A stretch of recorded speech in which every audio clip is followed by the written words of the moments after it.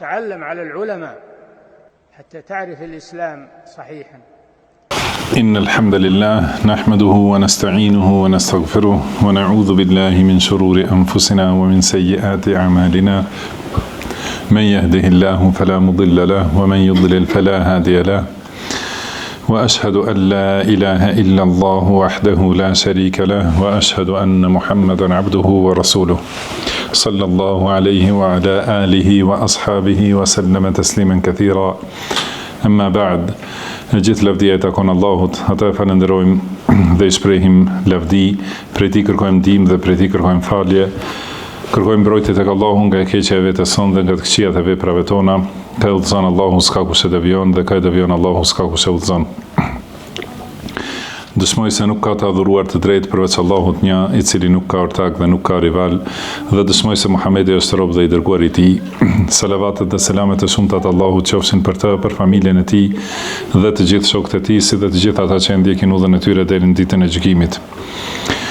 Mëtej, o Zoti ynë, ti je i lartësuar dhe i pastër nga çdo emet, ne nuk dim asgjë pas asaj që na ke mësuar ti, në të vërtetë ti je gjithdituri i urti.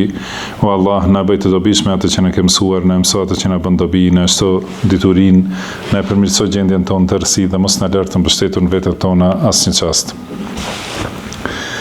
Mëtej, vazhdojmë me leximin e librit Al-Adabul Mufrad të autorit Imam Ebu Abdillah Muhammad ibn Ismail al-Bukhari, i lindur vitin 194 dhe i vdekur vitin 256 të hijretit. Allahu e mëshiroft, e falt atë, na falt ne, prindrit tanë dhe të gjithë muslimanët dhe muslimanet, besimtarët dhe besimtarët, të gjallët dhe të vdekurit.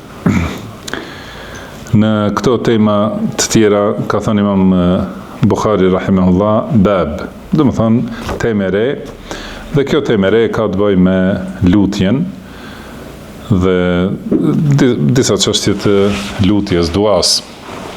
Ka thënë Imam Bukhari rahimahullah, حدثنا أبو نعيم قال حدثنا عمرو بن عبد الله أبو معاوية قال حدثنا مهاجر أبو الحسن عن عمرو بن ميمون الأودي عن عمر رضي الله عنه أنه كان فيما يدعو. ظن مكت زنجير transmeton Amr ibn Mejmun al-Audi nga Omeri radhiyallahu anhu, thot se prej lutjeve që i bante Omeri radhiyallahu anhu ishte kjo: Allahumma tawaffani ma'al abrar wa la tukhallifni fil ashrar wa alhiqni bil akhyar. Më thënë Allah, më bashko në vdekje ose pas vdekjes me bamirësit, me të devotshmit, mos më lër mbrapa me të këqit dhe më bëj bashk me të mirët. Kjo është prej lutjeve që ka bërë Omeri radhiyallahu anhu. Këtu transmetuesi është pra Amr ibn Mejmun që përmendet, është prej atyre njerëzve që e kanë arritur pejgamberin sallallahu alaihi wasallam gjallë, por nuk e kanë takuar. E ka arritur kohën e xahiliyetit, para se të dërgohet pejgamberi sallallahu alaihi wasallam. Domethënë e ka arritur atë kohë, që domethënë se edhe në periudhën kur ka qenë pejgamberi sallallahu alaihi wasallam gjallë, ai e ka arritur, domethënë kur ka qenë duke bërë davet, duke thirrë në fenë e Allahut, ka qenë i pranishëm, mirë po nuk e ka taku pejgamberin sallallahu alaihi wasallam. Dhe pastaj Islamin e ka pranuar nga Muadh ibn Jabal. Do të thonë Muadh ibn Jabal është ai që ka thirrë në Islam dhe ka hyrë ky njeri, do të thonë që llogaritet prej tabinëve. Edhe ka mësu shumë nga Muadh ibn Jabal, pastaj e ka shoqëru Muadhin radhiyallahu anhu, ka mësu prej tij, pastaj është shpërngulur në Medinë dhe e ka shoqëru një kohë gjatë Abdullah ibn Mas'udin radhiyallahu anhu dhe ka përfitu prej diturive të këtyre sahabeve dhe në përgjithësi sahabet i kanë dhënë këshilla dhe i kanë dhënë porosi. Do thotë kjo është ky transmetues që transmeton nga Omeri radhiyallahu anhu. Gjithashtu ky ka përmendur Amr ibn Mejmun al-Audi ka thënë në kohën e xahilietit kam parë një grup të majmunave, ku një, domethënë prej femrave, majmunave femër, ka bërë zina me dikan, edhe janë mbledhur majmunat e kanë gurzu. Domethënë atë, edhe gjithashtu thotë edhe unë bashkë me ata kam gurzu.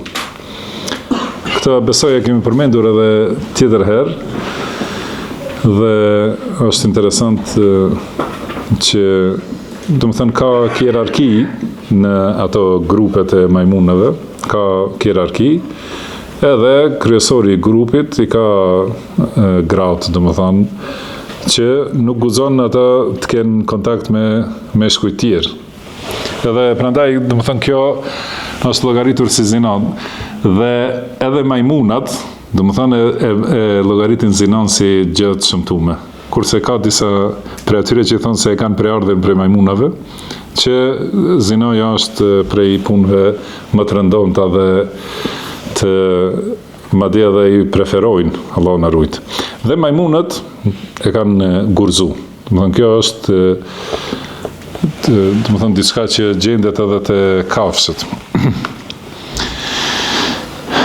Pra këtu transmeton nga Omeri radhiyallahu anhu, e ka bë këtë dua, Allahumma tawaffani ma'al abrar. Më thënë, o Allah, ma merë shpirtin me të devotshmit. Është për qëllim, më thënë, më bëj të jem bashk me njerëz më të devotshëm dhe më të mirët. Ata që i ka përmendur Allahu subhanahu wa taala se kanë shpërblime të shumta, ka thënë innal abrara yashrabuna min ka'sin kana mizajuha kafura. Do të thënë bamirësit ose punëmirët, do të thënë në xhenet pinë prej gotave që është verë, që nuk de e përzier me kamfur. Edhe, do të thënë, shpërblimet shumta ka përmendur Allahu subhanahu wa taala dhe i ka lëvduar ebrar, do të thënë këta njerëz të mirë ose punëmirët dhe të devotshmit. Dhe lutja tawaffani, sigur me thonë më bëj të vdes bashkë me ebrar, do të thënë është për qëllim që të jem bashkë pas vdekjes me ata. Dhe wala tukhallifni fil ashrar, edhe mos më lër mrapa, mos mbetem vetëm me njerëz të këqij. Do të thënë mos jetoj një jetë me njerëz të këqij që nuk i përmbahen rrugës së Allahut subhanahu wa taala. Wa alhiqni bil akhyar, edhe më mundso të arri, do të thënë të mirët. Pra në dunja të jetë shoqërimi, adhurimi ose veprat në përgjithësi, do të thënë të jenë bashkë me njerëz të mirë. Më bëj të jem në dunja me njerëz të mirë, të veproj si ata, mos më lër të jem me të këqit dhe në ahiret më bashko me më të devotshmit. Kjo është prej duave që i ka bërë Omeri radhiyallahu anhu. Pastaj në hadithin tjetër ka thonë Imam Bukhari rahimahullah, حدثنا عمر بن حفص قال حدثنا أبي قال حدثنا الأعمش قال حدثنا شقيق قال كان عبد الله يكثر أن يدعو بهؤلاء الدعوات. Këtu, do të thonë, thot, pra me këtë zinxhir nga Shaqiq, thot se Abdullah ibn Mas'ud radhiyallahu anhu e bënte shumë këtë lutje, ose i përsëriste shumë këto lutje. ربنا أصلح بيننا واهدنا سبيل الإسلام ونجنا من الظلمات إلى النور واصرف عنا الفواحش ما ظهر منها وما بطن وبارك لنا في أسماعنا وأبصارنا وقلوبنا وأزواجنا وذرياتنا وتب علينا إنك أنت التواب الرحيم واجعلنا شاكرين لنعمتك مثنين بها قائلين بها وأتممها علينا.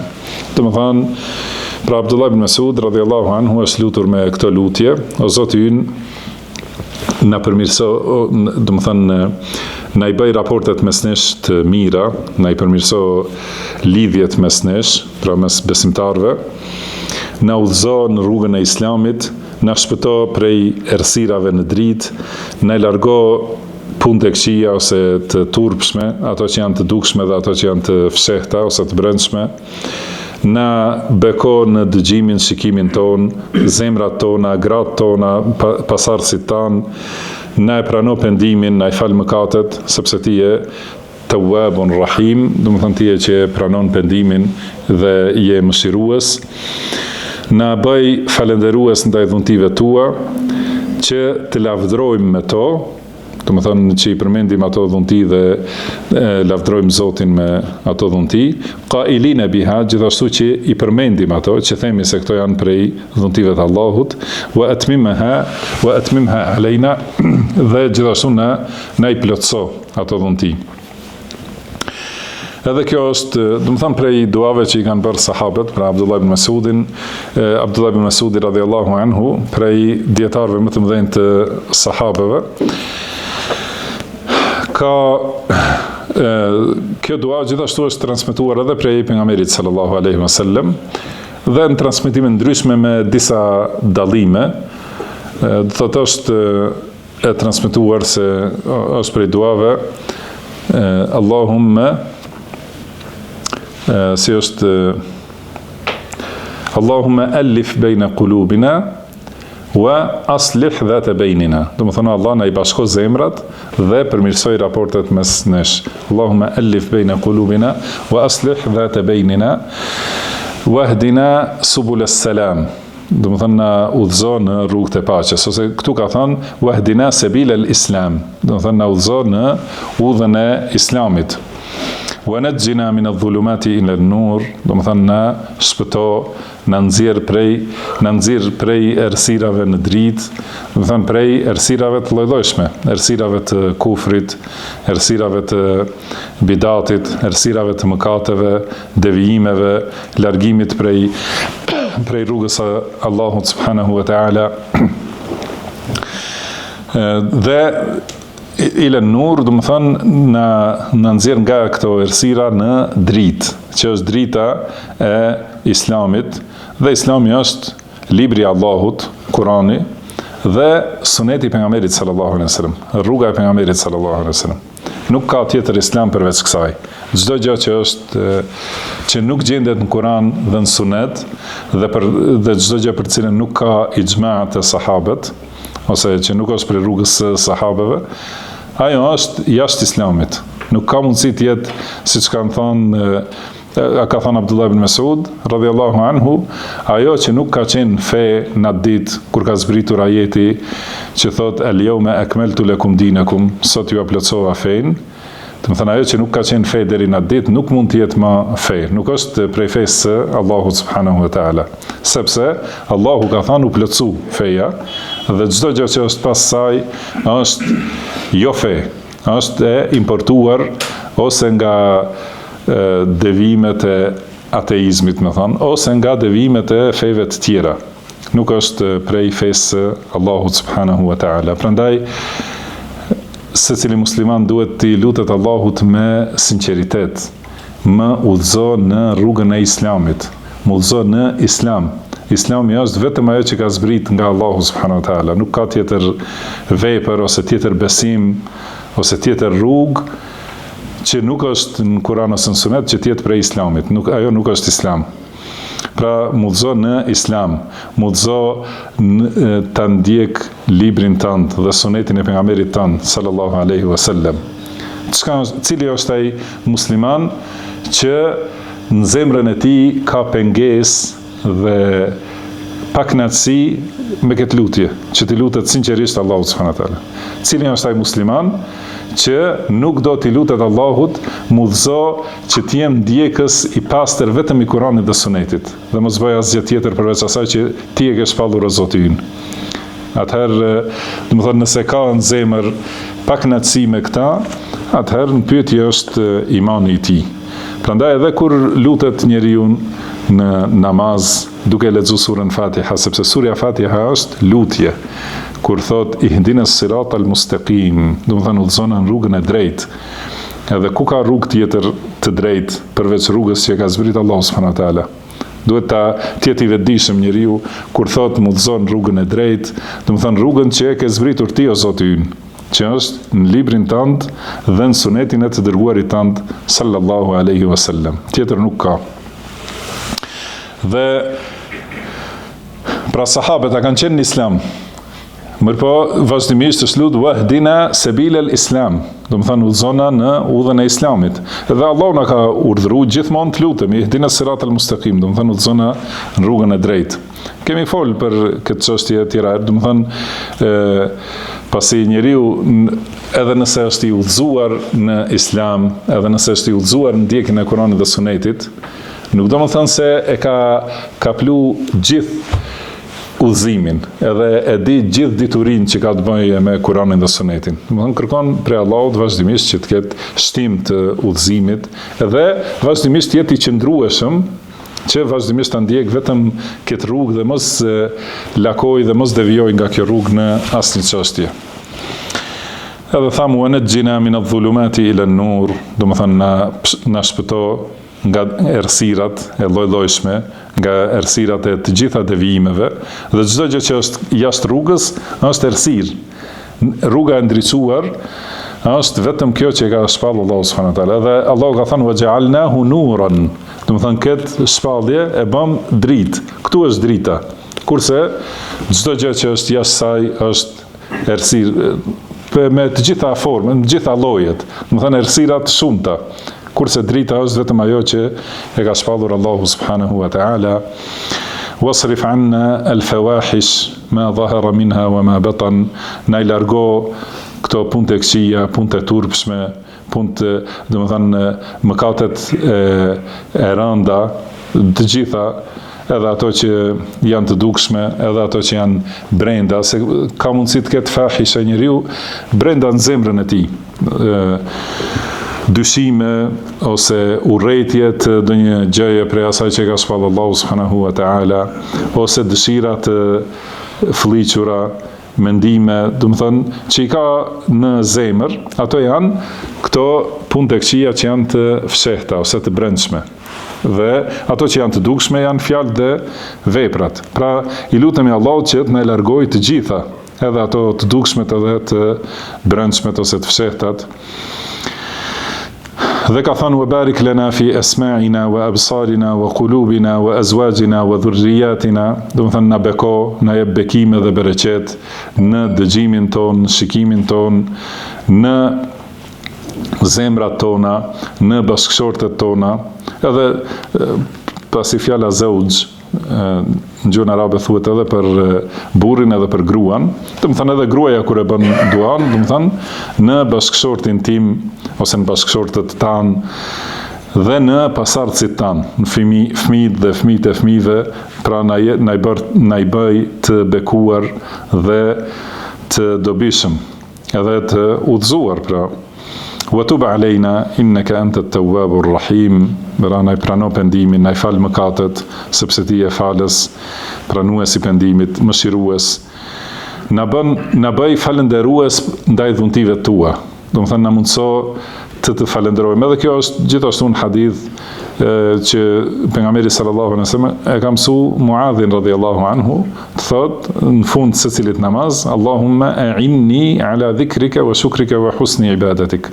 O Allah, më ndihmo të përmend, të falenderoj dhe në mënyrën më të bukur të adhuroj. Thot patjetër njeriu t'i kërkoj ndihmë Allahut subhanahu wa taala për ta kryer falënderimin ndaj tij.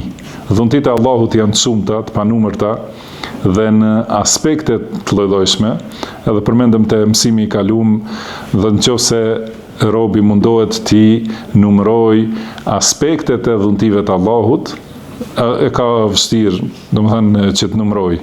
Mos flasim nëse fillon një nga një të mirat e Allahut subhanahu wa taala, nuk përfundon numrimi asnjëherë. Dhe dhuntia më e madhe, kryesorja, është që Allahu na ka udhëzuar në fenë e tij dhe na ka drejtuar që ta ndjekim Kur'anin dhe Sunetin, edhe kjo është dhunti që nuk ka ndonjë mënyrë që njeriu ta mbarojë falënderimin ndaj saj.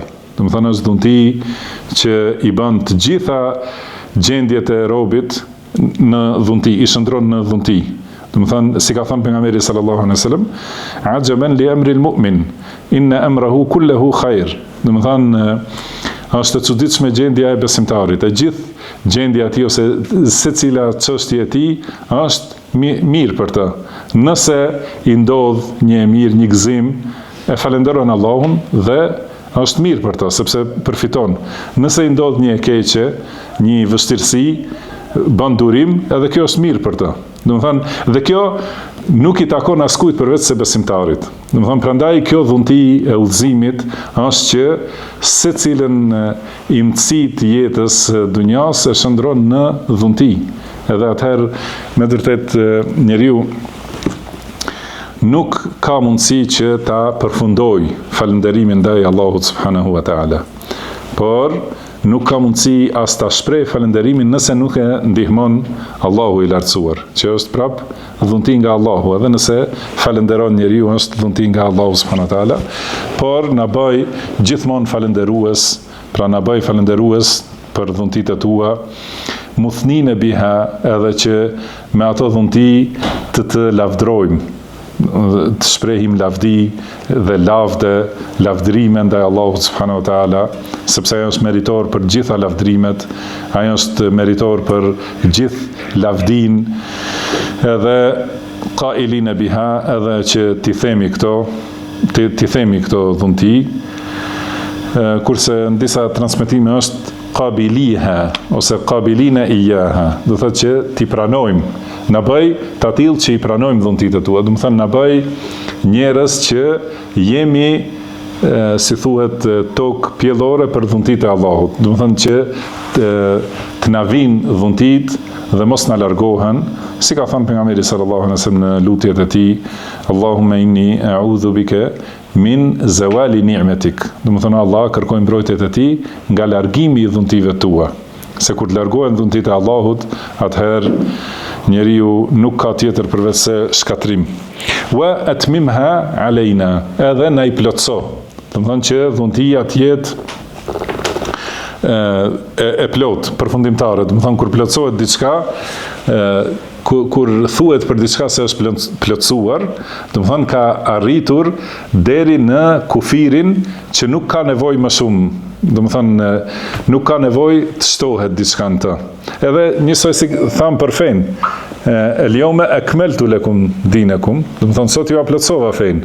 Do thotë arriti deri aty ku është e përsosur dhe nuk ka nevojë për shtim në të, nuk ka nevojë për asnjë ndryshim. Dhe çdo gjë, nëse pas plotësimit dhe pas përfundimit, do të thënë të dobisë, shtohet diçka, atëherë prishet, edhe bëhet ajo e shëmtuar dhe e mangët, sepse nuk do të thënë që prap do të ketë nevojë për diçka.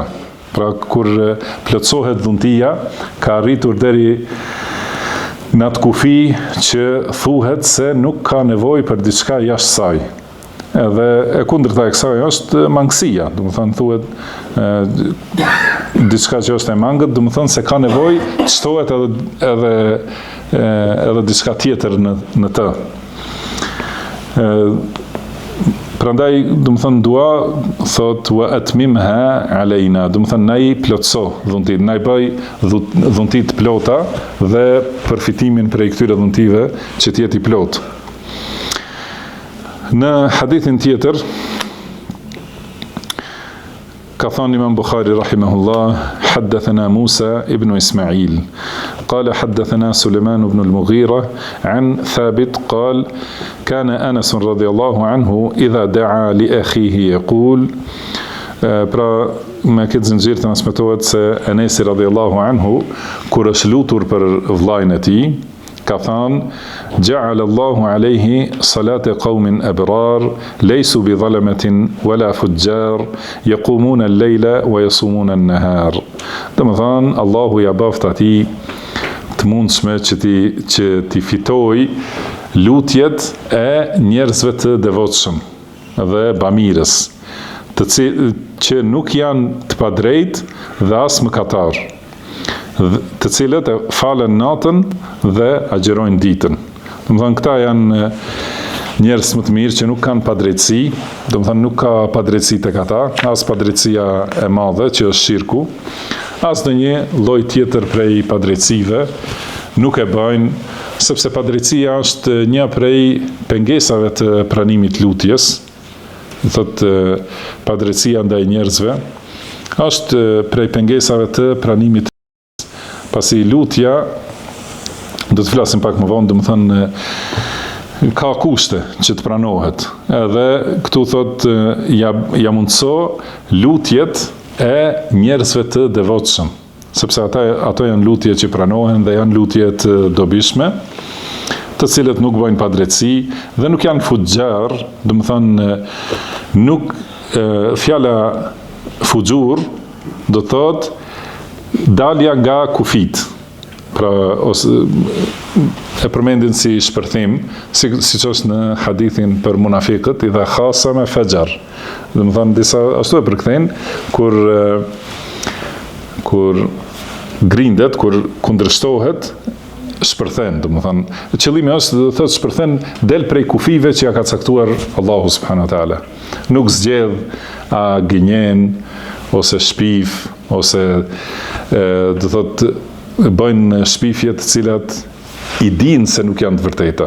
Me bindje të plot, do të thënë kur e di se nuk është e vërtetë, edhe vazhdon. Kjo është prej fuxhurit më të shëmtuar, megjithse edhe akuza ndaj muslimanit pa e ditur se është e vërtetë, do të thënë pa e verifikuar se është e vërtetë ajo, gjithashtu është një lloj i fuxhurit.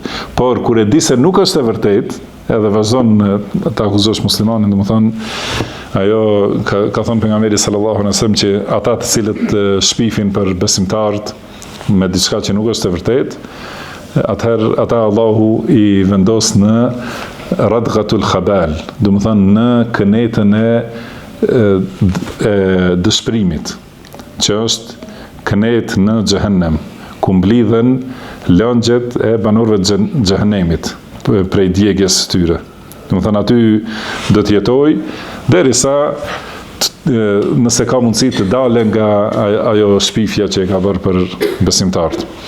Pra këta njerëz, lutja e këtyre njerëzve që nuk kanë padrejtësi, nuk kanë fuxhur, as mëkate, të cilët falen natën dhe agjerojnë ditën, ajo është lutje që i bën dobi njeriu. Dhe këtu Enesi radhiyallahu anhu është lutur që vllai i tij, do të thënë ta përfitoj, do të thënë të përfitoj prej lutjeve të njerëzve të këtillë.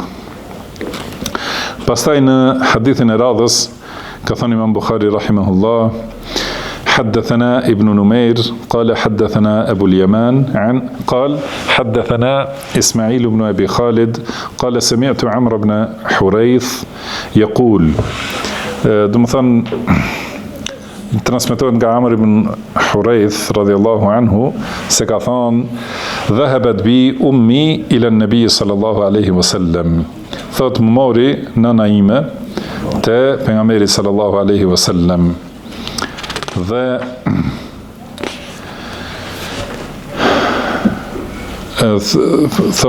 pra pejgamberi sallallahu alaihi wasallam thot: "Famasaha ala ra'si." Pejgamberi sallallahu alaihi wasallam ma lëmoi kokën dhe tha: "Wa da'a li bir-rizq." Edhe u lut që të më zgjerohet pasuria, ose u lut që të kem furnizim.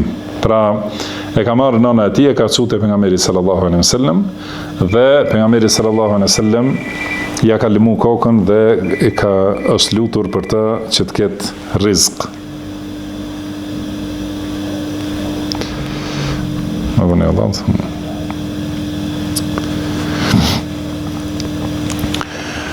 Amr ibn Hurayth al-Makhzumi radhiyallahu anhu është prej sahabeve, do të thënë që ka qenë i vogël në moshë, edhe këtu në këtë transmetim thotë se nëna e tij e ka thënë te pejgamberi sallallahu alaihi wasallam, dhe pejgamberi sallallahu alaihi wasallam është lutur për ta. Ka në tjetër vend përmendet që thotë se vllai im ka marrë te pejgamberi sallallahu alaihi wasallam kur ka qenë duke shpërnda prej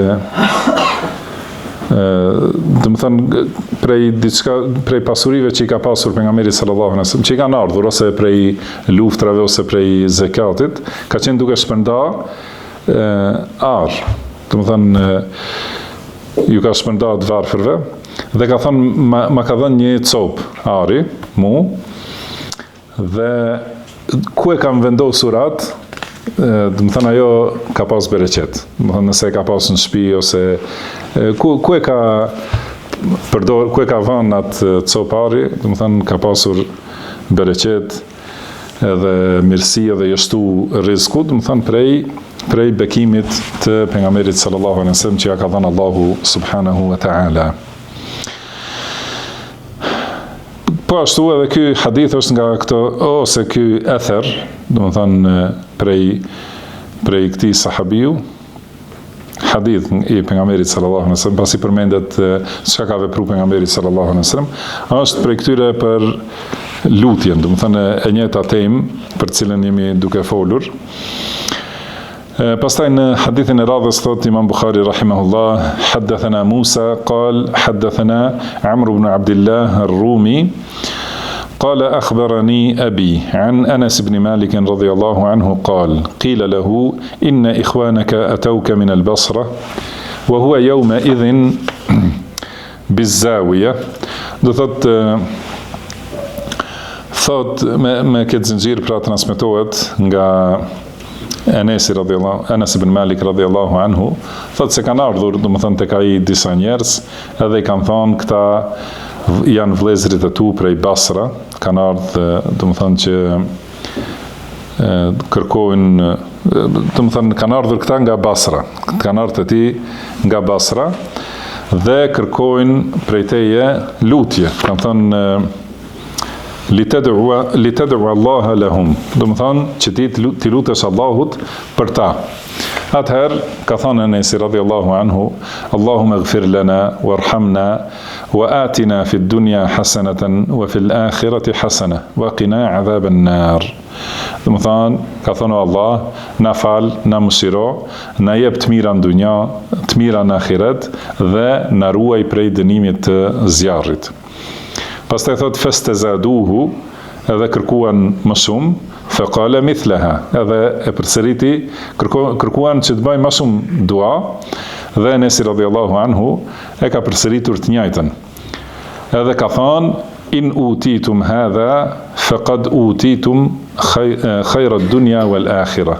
Nëse ju jepet kjo, pra nëse Allahu ju a përmbush këtë lutje dhe ju a jep këto, atëherë ju është dhënë e mira e dunjas dhe ahiretit. Pra gjitha këto hadithe dhe ethera janë, si që thamë, për temën e lutjes. Dhe lutja është duaja, do të thënë lutja ose duaja është adhurimi kryesor, ibadeti kryesor ose thelbi i adhurimeve. Dhe për të ka urdhëruar Allahu subhanahu wa ta'ala, ka thënë wa qala rabbukum ud'uni astajib lakum, pra Zoti juaj ka thënë mu lutni dhe unë do t'ju përgjigjem.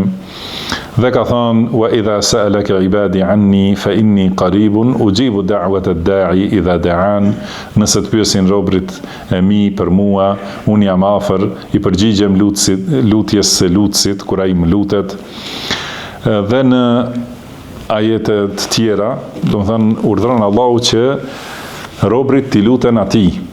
Edhe kjo tregon, do të thënë tregon gjendjen e sakt dhe reale të njerëzit, se është i varfër dhe nevojtar për Allahun subhanahu wa ta'ala.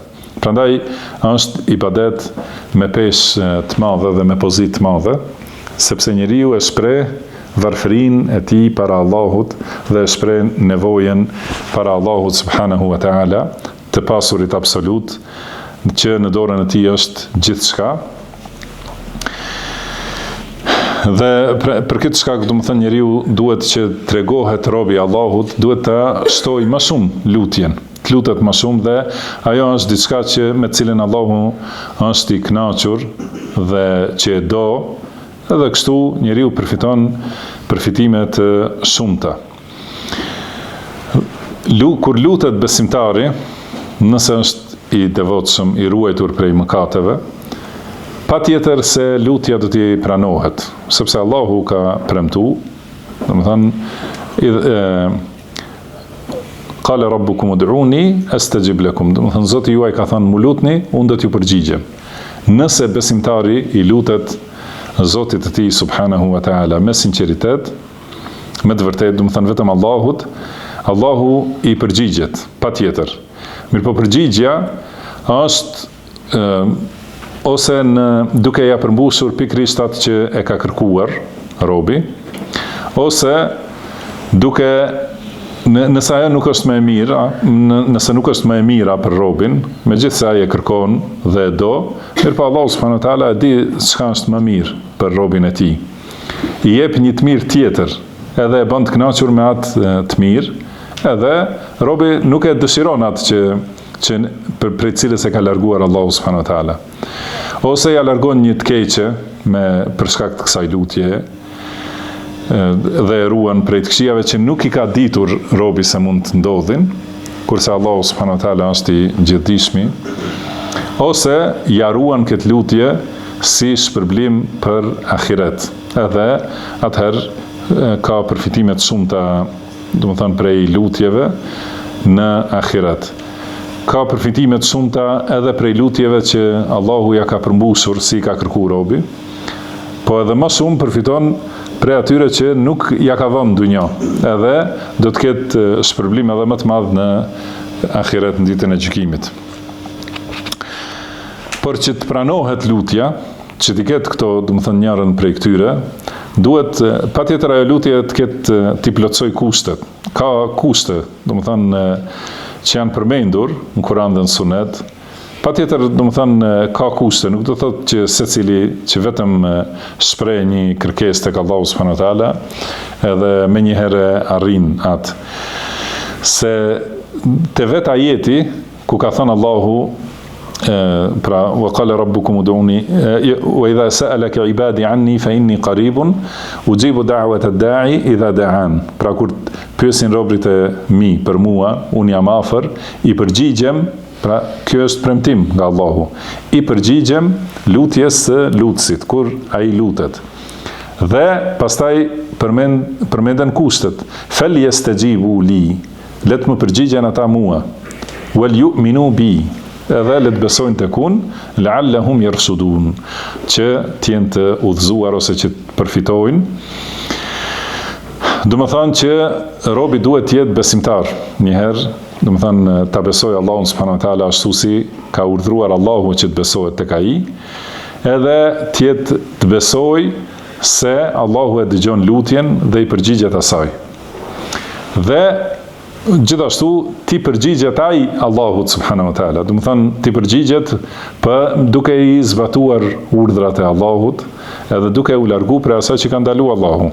Domethënë kjo është përgjigja e robit ndaj Allahut. Dhe nëse robi, domethënë, largohet prej mëkateve, prej padrejtësive të lloj-llojshme, largohet prej haramit, atëherë dhe i zbaton urdhrat e Allahut, domethënë ai është përgjigjur Allahut. Atëherë i lutet Allahut dhe Allahu do t'i përgjigjet. Si është edhe në hadith që është i njohur, edhe për ju besoj të shumicën, ka thënë pejgamberi sallallahu alaihi wasallam, pra shumë njerëz që janë në udhtim edhe të pluhrosur edhe të lodhur, domethënë të raskapitur, i ngre shumë njerëz, domethënë shumë herë ndonjë njeri që është në udhtim me këto cilësi, që janë në shkaqe për pranimin e lutjes dhe i ngre duart, edhe thotë o Zot, mirëpo si ti përgjigjet atij lutja kur ai e ka ushqimin haram, edhe e ka mjetin e udhëtimit haram, dhe është i ushqyer, është i rritur me haram. Si ti përgjigjet atij Allahu subhanahu wa taala. Do të thënë, nëse ai njeri nuk është përgjigjur Allahut, edhe nuk është ruajtur prej haramit, atëherë nuk i pranohet atij lutja. Do të thënë, këto dy kushte janë kushtet themelore që janë përmendur të ky ajet. Fel yastajibu li, do të thënë le të më përgjigjen ata mua, wal yu'minu bi, edhe le të besojnë tek unë. Pra besimi i sakt dhe zbatimi i asaj që ka urdhëruar Allahu subhanahu wa taala, duke i kryer, do të thënë, obligimet dhe duke u larguar prej ndalesave. Kjo është, do thot, këto janë kushtet themelore.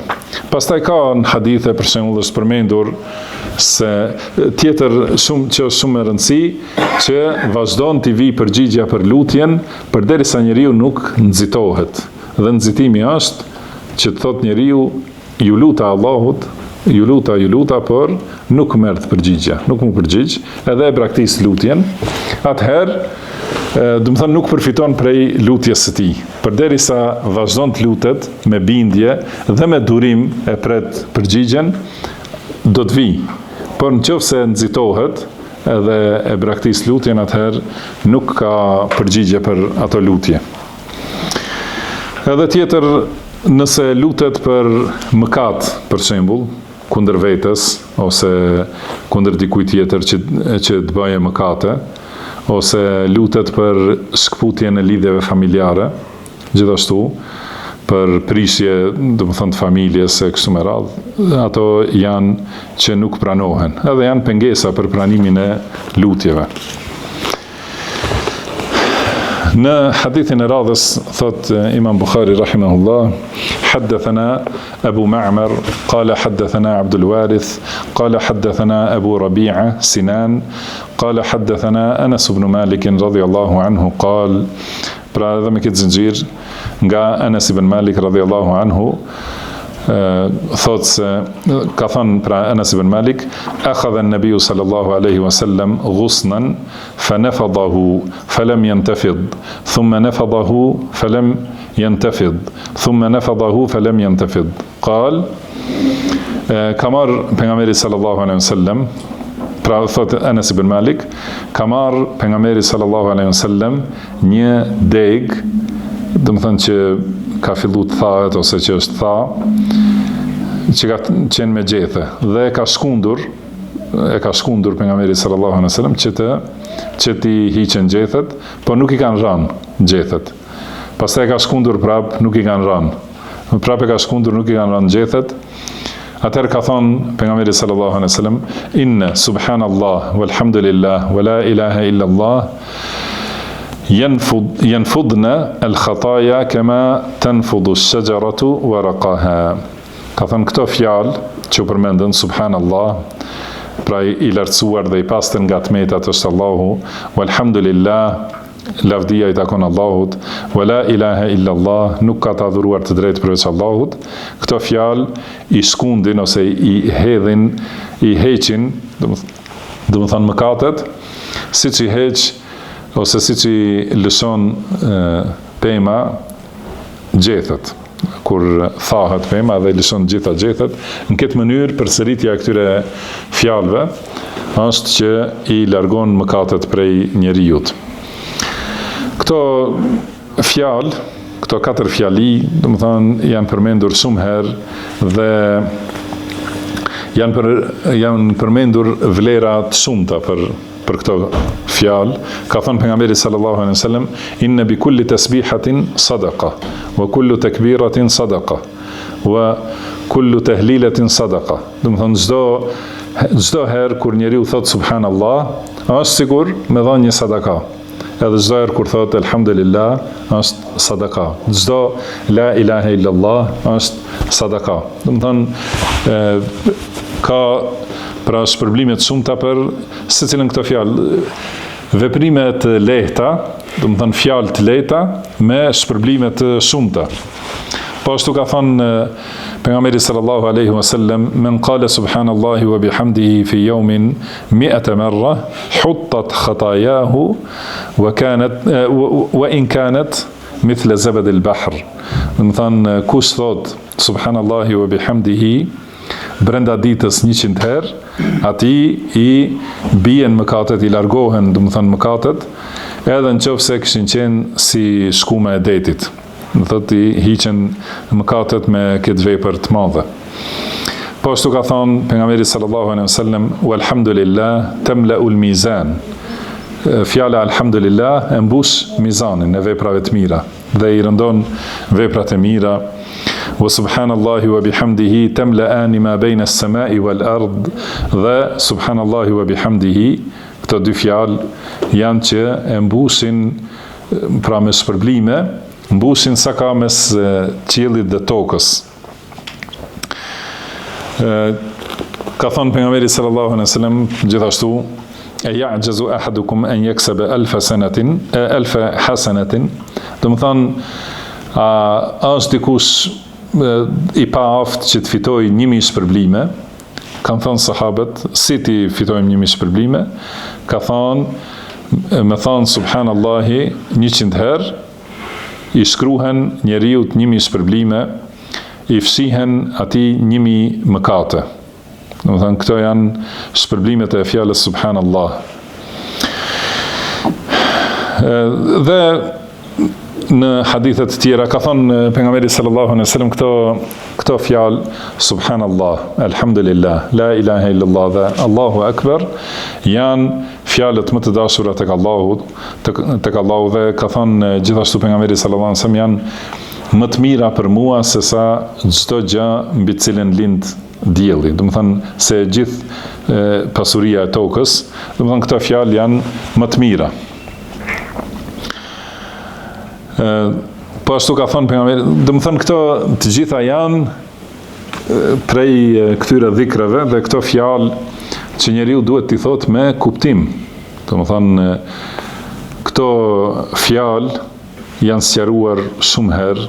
Çka do të thonë subhanallah, çka do thot alhamdulillah, çka do thot la ilaha illallah, çka do thot Allahu akbar.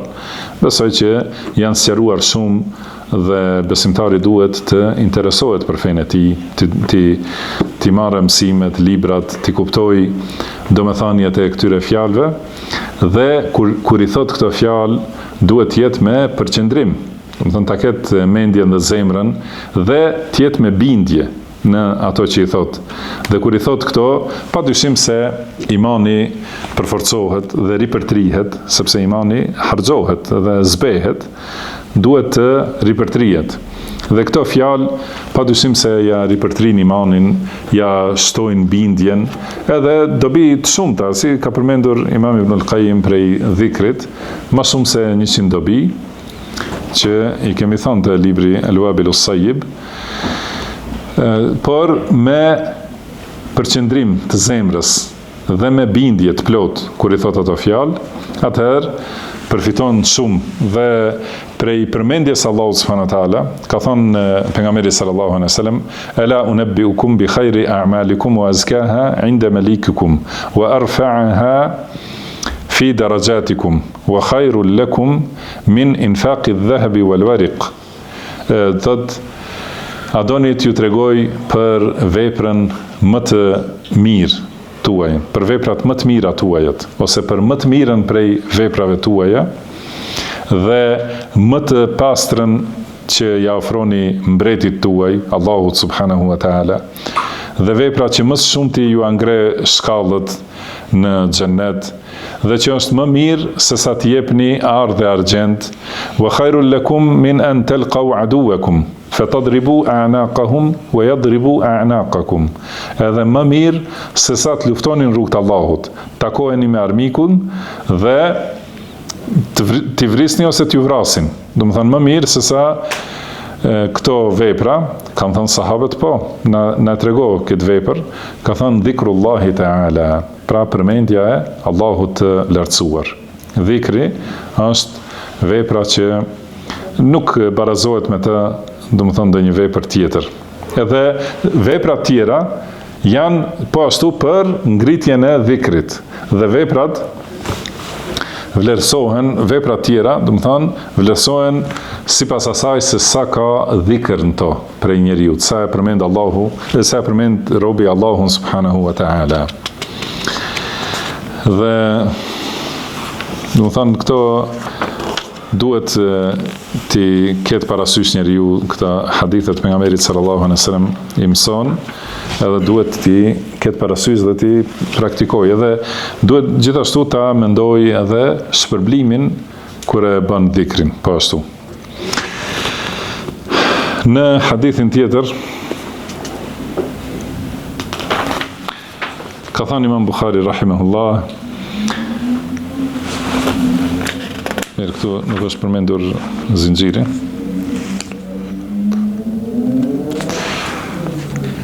thot se ka ardhur një njeri te pejgamberi sallallahu alaihi wasallam dhe i ka thonë: o i dërguari i Allahut, cila lutje është më e mira? Ka thonë pejgamberi sallallahu alaihi wasallam: salillaha al-afwa wal-afiyata fi dunya wal-akhirah. Do të thonë, kërkoj Allahut falje dhe mbrojtje në dunja dhe në ahiret.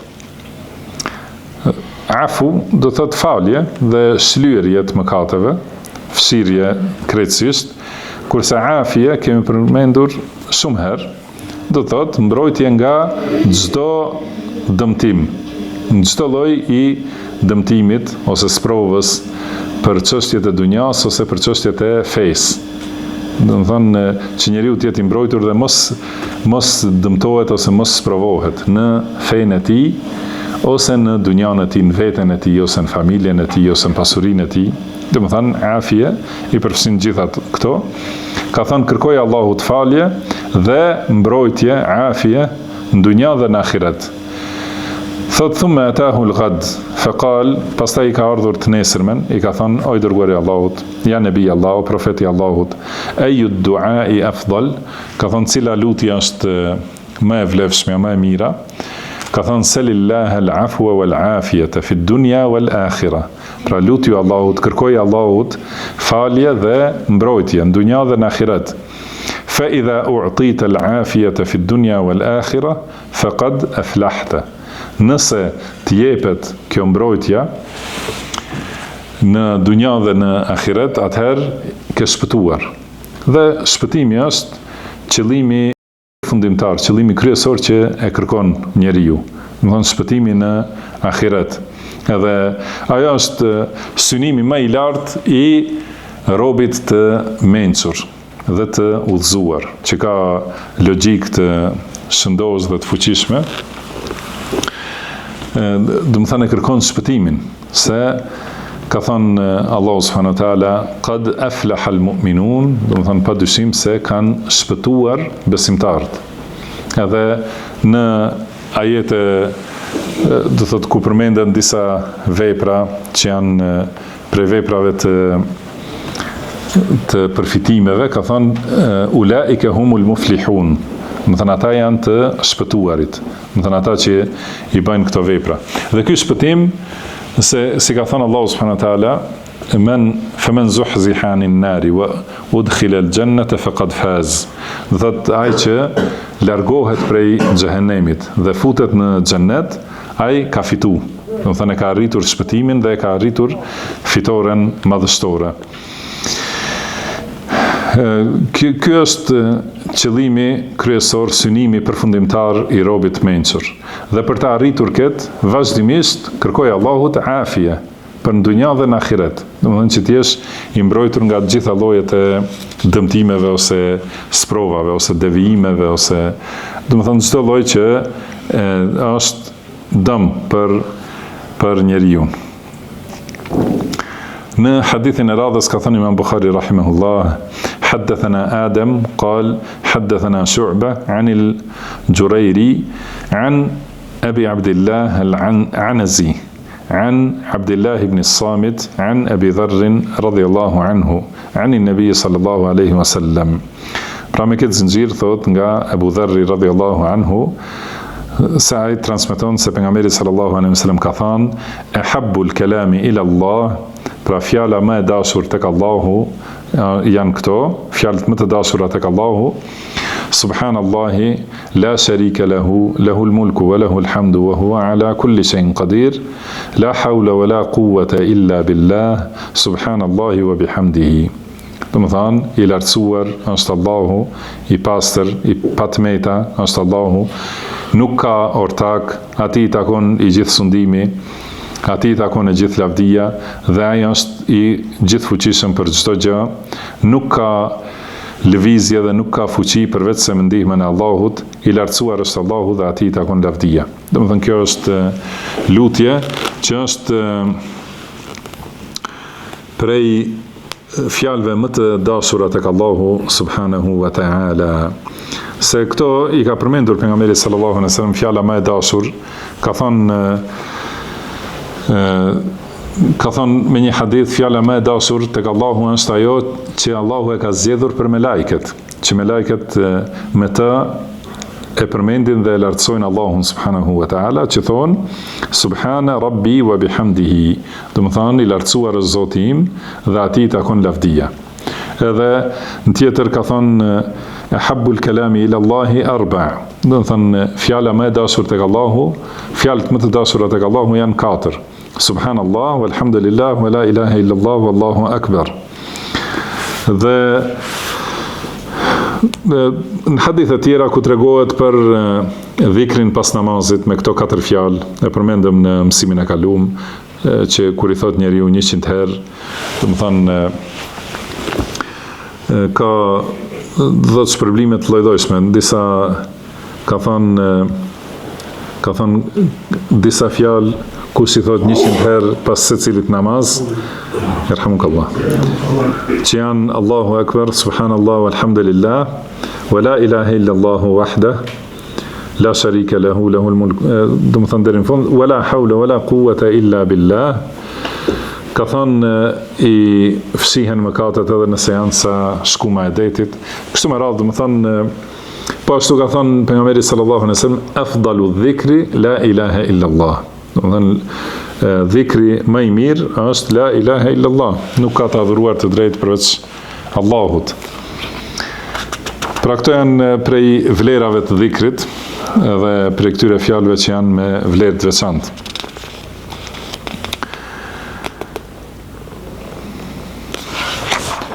Edhe në hadithën e fundit për sot, thot Imam Bukhari rahimahullah, حدثنا الصلت بن محمد قال حدثنا مهدي بن ميمون عن الجريري عن جبر ابن حبيب عن أم كلثوم ابنة أبي بكر رضي الله عنه عن عائشة رضي الله عنها. دمثان ما كنت زنجير ترانسميتويت عائشة رضي الله عنها سكاثان دخل علي النبي صلى الله عليه وسلم وأنا أصلي وله حاجة فأبطأت عليه. Thot erdhi pejgamberi sallallahu alaihi wasallam tekun ose hyri tekun kurse unë isha duke u falur. Dhe pejgamberi sallallahu alaihi wasallam kishte ndonjë nevojë, kishte diçka dhe unë e zgjata namazin, domethënë, edhe u vanova. Atëherë më tha pejgamberi sallallahu alaihi wasallam, ja Aisha, alejki bi jumalit du'a wa jawami'ihi. Ka thënë o Aisha, bëj duat e gjithë përfshirëse. Do të thënë dua me pak fjalë që përfshin mirësi të shumta. Ka thënë pastaj kur e mbarova namazin i thash i dërguari i Allahut, cilat janë ato dua gjithë përfshirëse me kuptime të shumta. Ka thënë thuaj Allahumma inni as'aluka min al-khayri kulli, ajilihi wa ajilihi, ma alimtu minhu wa ma lam a'lam. Wa a'udhu bika min ash-sharri kullihi ajilihi wa ajilihi ma alimtu minhu wa ma lam a'lam. Do të thonë, pra thuaj o Allah, unë ta kërkoj të gjithë të mirën, atë të shpejtën, do të thonë të kësaj dunjaje, dhe të mëvonshmën, të ahiretit. Edhe ato që i di, edhe ato që nuk i di. Dhe kërkoj mbrojtjet e tij nga gjithë e keqja, e shpejta dhe e mëvonshmja, ato që i di dhe ato që nuk i di. Dhe thuaj wa as'aluka al-jannata wa ma qarraba ilayha min qawlin aw 'amal wa a'udhu bika min an-nari wa ma qarraba ilayha min qawlin aw 'amal. Edhe thuaj, do të thonë, o Allah, ta kërkoj xhenetin dhe çdo gjë që afron te xheneti, qoftë fjalë ose vepër, dhe kërkoj mbrojtjet e tij nga xhehenemi dhe çdo gjë që afron tek ai, qoftë fjalë ose vepër. Wa as'aluka mimma sa'alaka bihi Muhammedun sallallahu alaihi wasallam, dhe ti kërkoj ato që ti ka kërkuar Muhamedi sallallahu alaihi wasallam. Wa a'udhu bika mimma ta'awwadha minhu Muhammedun sallallahu alaihi wasallam. Edhe kërkoj mbrojtje ose strehohem te ti nga ato që ka kërkuar mbrojtje Muhamedi sallallahu alaihi wasallam. Wa ma qadayta li min qada'in faj'al 'aqibatahu rushda. Edhe çdo caktim që ma ke caktuar, ma bëj përfundimin ose pasojën e atij caktimi udhëzim ose mirësi dhe përfitim. Pra kjo padyshim se është prej lutjeve gjithëpërfshirëse.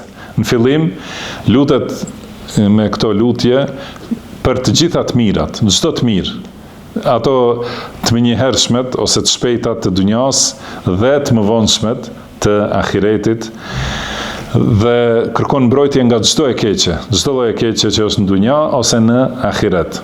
Pastaj përmenden disa detaje ose edhe një herë sqarime, domethënë e kërkon xhenetin dhe çdo gjë, çdo fjalë ose çdo vepër që afron te xheneti, dhe kërkon mbrojtje nga xhehenemi dhe nga çdo fjalë ose vepër që afron te xhehenemi, dhe pastaj thot ti kërkoj të gjitha ato që i ka kërkuar Muhamedi sallallahu alaihi wasallam.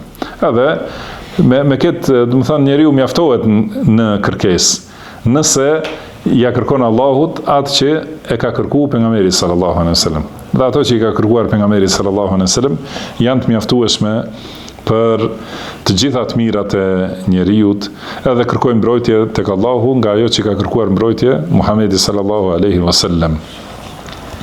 Edhe në fund, çdo caktim që ma ke caktuar, që tjetë përfundimi ose pasoja e atij caktimi, tjetë përfitim dhe mirësi, dhe tjetë rusht, domethënë tjetë në udhëzim dhe në rrugën e mirë.